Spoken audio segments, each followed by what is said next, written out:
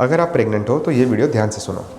And then in some women, especially if she has a family history of type 2 diabetes, the insulin resistance goes too far. Now she has high insulin, like all pregnant women do, but she's not able to keep her glucose levels in check. So if I'm eating loads and loads of sugar throughout pregnancy... That will compound the problem. Absolutely. So then she will go from the normal insulin resistance of pregnancy into the insulin resistance of diabetes. Does that then impact the future baby? Oh, for sure it does. Yeah. So think about, it's almost like the baby is literally developing in a hyperglycemic, hyperinsulinemic environment. अब ये चीज़ बहुत important है हमारे लिए, specially Indians के लिए। मैं रोज़ इतने सारे प्रेग्नेंट लेडीज़ को मिलता हूँ और अगर मैं उनका डाइट के बारे में पूछूं तो उनके डाइट में मेजॉरिटी चीज़ कार्बोहाइड्रेट्स या शुगर्स होते हैं। सुबह शीरा खा लेते हैं, दोपहर को रोटी, शाम को राइस या फ्रूट्स। तो उनके डाइट में मैक्सिमम पोर्शन कार्बोहाइड्रेट्स का होता है और प्रोटीन का इंटेक बहुत कम होता है। कई लेडीज़ तो हमें ये भी बताती है कि क्योंकि मैं बाकी सारी चीज़ें खा नहीं सकती प्रेगनेंसी में नौशिया की वजह से, तो पूरा दिन सिर्फ फ्रूट्स ही खाते हैं। अब ये सारी चीज़ें से आपका ब्लड शुगर लेवल्स काफ़ी बढ़ जाते हैं और अगर आपकी फैमिली हिस्ट्री डायबिटीज़ की या तो आपके जेनेटिक्स ऐसे है तो आपको बहुत हाई रिस्क रहता है आगे जाके डायबिटीज़ होने का,